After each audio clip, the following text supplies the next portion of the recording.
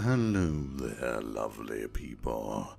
Once more I return with a video of the recent stream where Purple Butts Chan stole another outfit from another video game, this time Diablo. Or, well, not actually Diablo, but rather the Archangel of Wisdom. Well, former Archangel of Wisdom after Tyrael replaced him, the Archangel of Death. Malthael, from the most recent expansion of Diablo 3, which I believe is now going on 3 years old. Diablo 3, Reaper of Souls. As is custom, we're going to do a brief history of the dawn of the Diablo Age. I suppose that's a little bit pompous, isn't it, calling it the Diablo Age? So we'll just call it a history of the Sanctuary and the realm that it resides in. So, before we do that, I'd like to take a moment of your time to thank the wonderful patrons who support me. Beautiful individuals such as Curious Cryptogenic, Evan Fang, Flying Ostrich, Flying Bear, Jinrai, Kai Kotsu, Soul Flayer, Wakuzo, and your pal Jinx. Thank you to each of you, and doubly thanks to those of you who are also subscribers to my Twitch channel.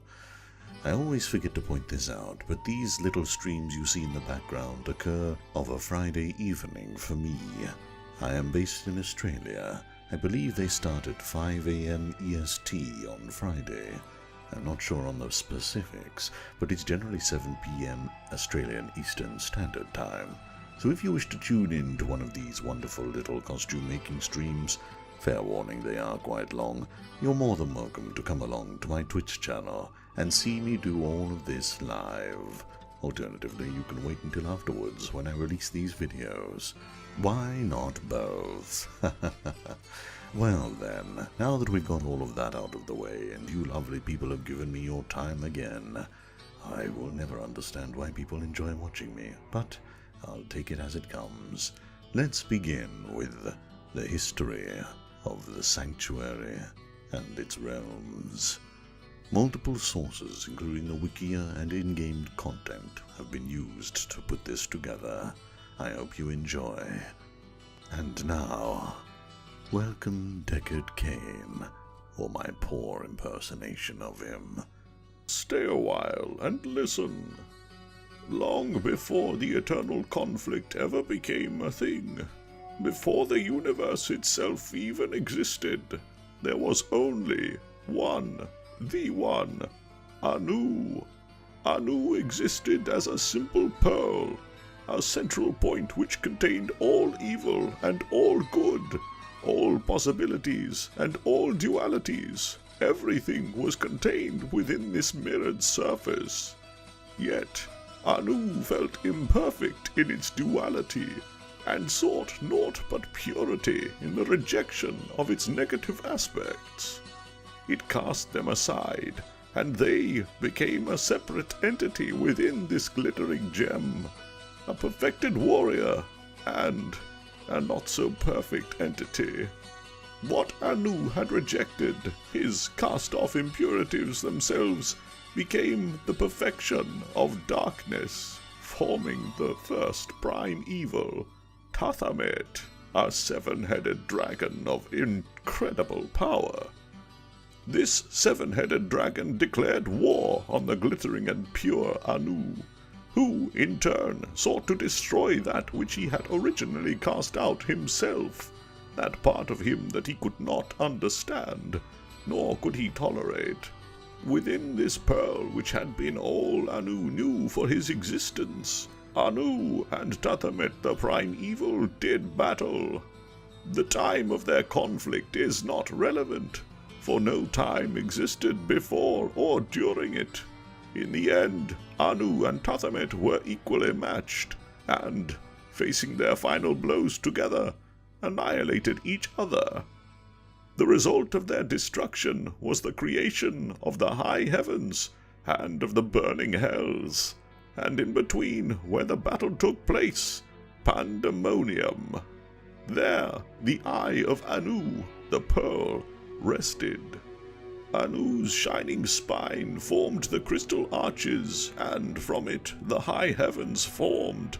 Tathamet's corpse formed the basis of these burning hells, and from its 7 heads grew the 7 prime and lesser evils.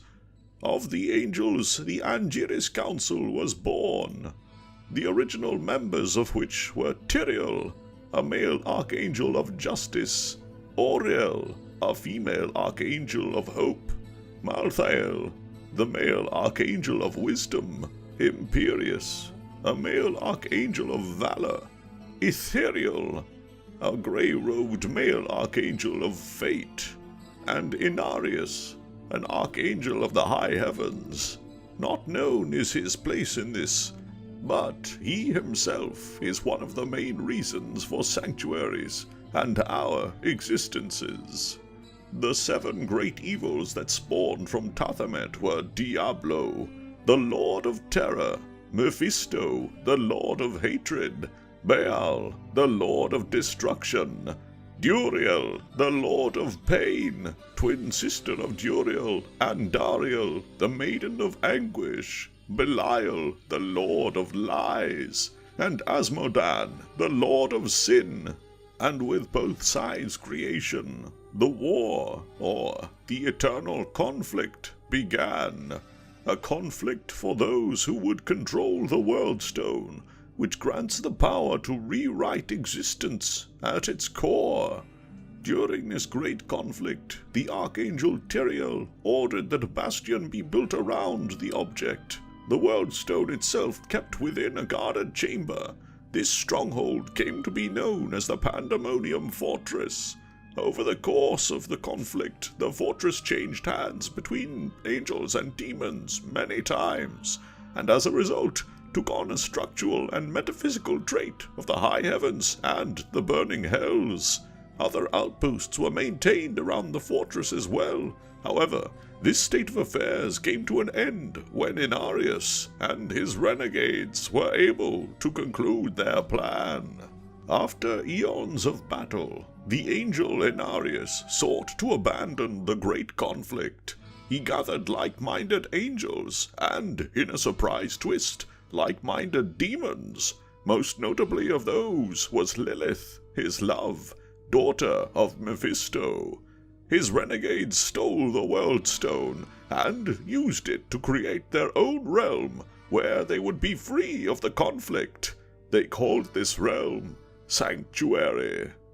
The great conflict ground to a halt, as, without the World Stone, the entire purpose of the war had been lost. After forming the sanctuary, Inarius and Lilith mated and created the first offspring, called Nephilim, literally translated as firstborn. Other renegade angels and demons did likewise, and thus were born those who could later be known as the Ancients, from whom all our humans distantly descend. The renegade angels and demons feared the power of the Nephilim, their own children, and considered exterminating them all. Lilith was driven into a mad frenzy at the prospect of her children being exterminated. So, in a fit of rage and anger, she killed every single renegade angel and demon in Sanctuary, except for her once lover, Inarius. Inarius, horrified by Lilith's actions, could not bring himself to kill her, so instead banished her from Sanctuary directly to the Void. Inarius then twisted the powers of the World Stone to weaken the powers of the Nephilim over the generations, until, finally, no special powers within them would remain. Thus emerged the race of humanity, which bears no knowledge of its birthright. We are of this flock. We have ties to both angels and demons within us. We have ties to the Nephilim. Millennia passed, and mankind, as is our purview, began to populate the world of Sanctuary. We gave rise to various civilizations. Of these early civilizations, one of the greatest was known as the civilization of Khajan. The Khajan civilization was capable of writing art, literature, and science, and was the first to formalize the study of magic. This led to the formation and the growth of the mage clans. The growing power of these mage clans led to the formation of the Al-Rakish. It ruled Khajan alongside the kingdom's monarchy and the trade guilds. Jer-Harash at this time summoned the first demons into sanctuary. His fellow Vizieri perfected the summoning art, establishing demonology and the enslavement of demons as the basis of their power. Consequently, the prime evils learnt of the existence of sanctuary through humanity and found humanity's latent potential in their power. Becoming aware of the sanctuary and noting that the angels of the high heavens had not found its presence, the prime evils concocted a plan to farm and harness the power of these latent mortals within sanctuary as a hidden army to finally once and for all destroy their everlasting foe, the High Council and the angels of high heavens. To accomplish this, the Temple of the Triune was founded within sanctuary to spread the prime evil's influence between the populace. It grew in power steadily. Seeing this growth, the once great creator, the origin Inarius, formed the Cathedral of Light to counter the Triune's growing influence within sanctuary. The growth of these two great ideologies continued for years, and then it all came to a head. An ideological battle between the Cathedral of Light and the Triune began. This was known as the Sin War. At this time, Lilith had managed to find her way back from the void. Filled with hatred and the seeking of revenge, she took over a simple farmer called Uldisian and dragged him into the conflict between the Triune and the Cathedral of Light. His latent potential was unlocked, giving him hidden Nephilim powers that were always with him. Then he was used to give rise to the Edirim. These were a group of people that were set out to dismantle both the Triune and the Cathedral to end their dominance over sanctuary. In the process, the high heavens learned of the existence of sanctuary and of humanity.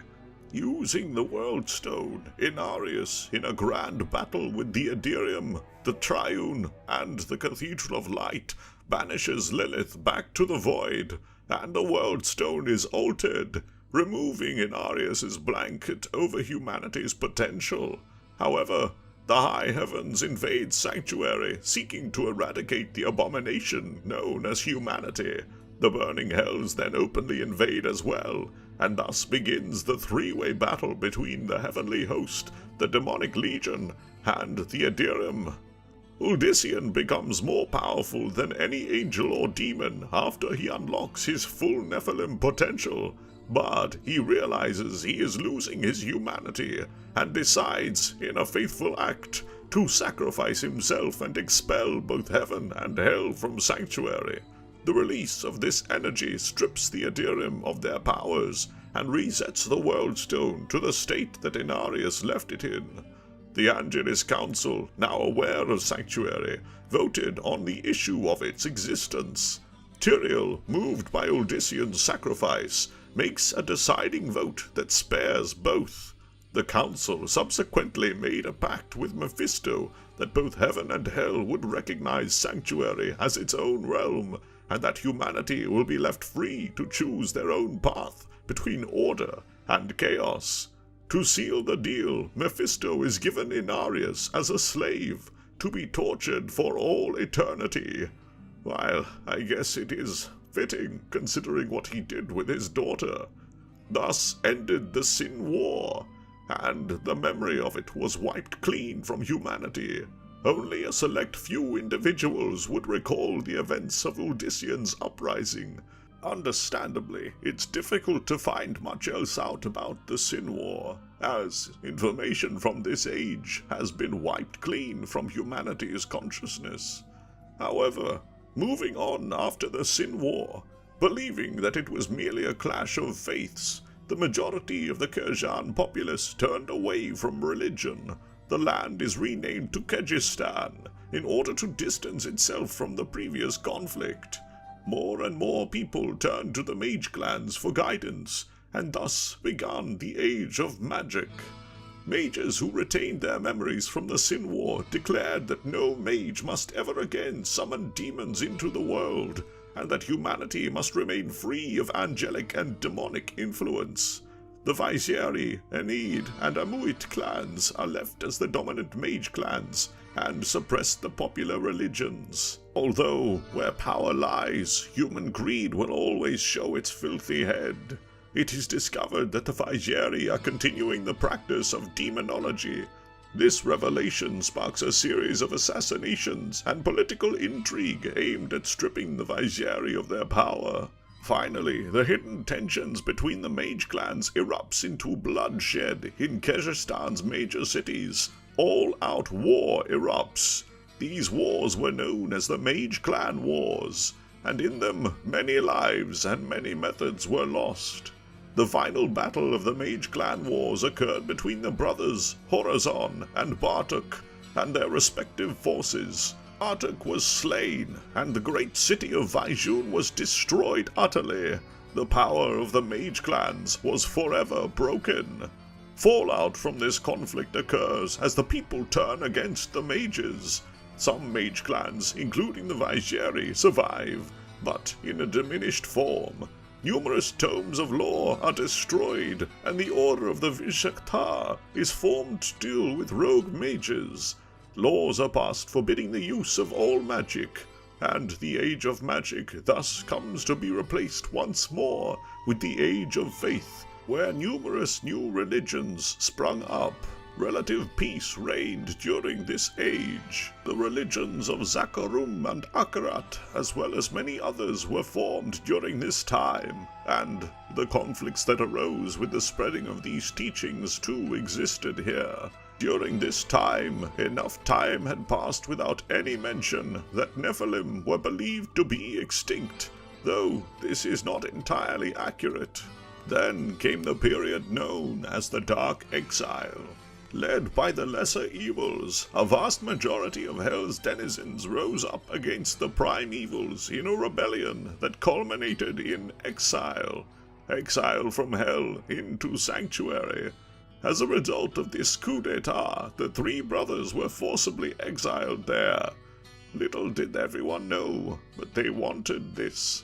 For through this exile they had bypassed the precepts that had been set between heaven and hell, subverting the original agreement between Mephisto and the Angiris Council. While the four lesser evils turned against one another in an attempt to destroy each other and become the sole ruler of hell, the primes were now free to act on Sanctuary. Tyrael, the Archangel of Justice, took actions to prevent the prime evils from succeeding in their plans by helping found the Haradrim, as he feared that informing the rest of the Angiris Council would lead to the destruction of Sanctuary and the humans once more. Since it was humanity itself at stake should the prime evils corrupt their world, Tyrael turned to human magi and taught them powerful magical secrets of binding, allowing them to imprison the three prime evils and halt the danger that faced Sanctuary. Yet, even this gift was twisted by the corrupted and foul prime evils, who slowly used that binding magic against those who would bind them in turn. Each of the prime evils was bound in a soul stone, a fragment of the world stone, specially designed to contain their spirits. Baal destroyed the Amber Soul Stone during the effort to capture him, but a Haradrim mage named Tal Rasha volunteered to complete the ritual using his own body, and contained Baal for generations within himself, even after the prime evil of destruction had destroyed his very identity. Diablo, though, was successfully imprisoned, and his soulstone was buried in caves. Upon these caves the Horadrim monastery was erected to watch over the site. Still, once all of these primevals were safely and supposedly locked away, the Horadrim had no motivation to exist and began to drift apart slowly. However, unknown to Tyrael, his former ally, Izual, had betrayed the secrets of the soulstones to the primevals. For nearly 200 years, Diablo in his soulstone lay imprisoned deep beneath the old Horadrim monastery, even as a town began to take shape around it. This town was named Tristram, and the monastery became known as the Tristram Cathedral. Its original purpose was lost to history.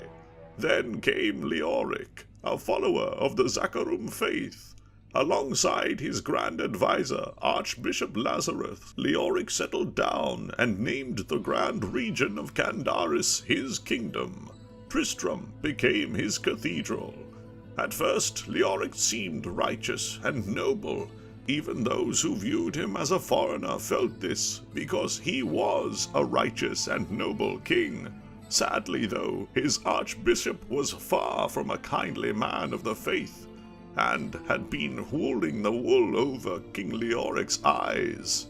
As soon as he arrived in Tristram, Lazarus made his way down into the depths of the earth below the cathedral and found Diablo's soulstone, shattering it and freeing the Lord of Terror from his long confinement. Many of the Zakarum had been corrupted by Mephisto, whose soulstone had been entrusted to the Zakarum by the Horadrim. The false bishop Lazarus was one of these corrupted clergymen, and he influenced Leoric to settle in Tristram in order that he might find the primeval's prison, and then serve Diablo by giving him a vessel in the form of King Leoric the Mad. Insane, Diablo believed Leoric would be a suitable vessel for his demonic spirit, but even in his pit of madness, Leoric defied the primeval Diablo, showing the true power of humanity. In time, the primeval forced Lazarus to bring him Prince Albrecht, the younger son of King Leoric, to serve in his stead. As a result, Lazarus fomented discord among Leoric's men, and even eventually led them and many of the people of Tristram into the cathedral to be slaughtered by the demons within. It fell to a wanderer, a hero who had returned to Tristram after a long absence, to delve into the underbelly of the Tristram Cathedral and find the missing townsfolk, and stop any nefarious deeds that were taking place under the purview of the Grand King Leoric's madness. Thus ends the former history prior to the first game, Diablo 1. I've been Deckard Cain, and I'm glad you stayed a while and listened. And now I can take that voice off. That was quite intense, holding that weird tone for so long. I hope you enjoyed this brief history of Diablo, leading up to the first game. I'm sure you've all played 1, 2, and 3, and if you haven't, then you should give them a go, for they are all amazing games, and you will lose yourself in their story and lore for hours. Thank you all for watching this silly little video. I'm sorry this one took so long, and I hope the Deckard Cain voice wasn't too grating. Let me know in the comments. If it was, I'll just do it with my normal voice moving forward. However, I thought I'd have a little bit of fun with this one. Until next time, farewell for now.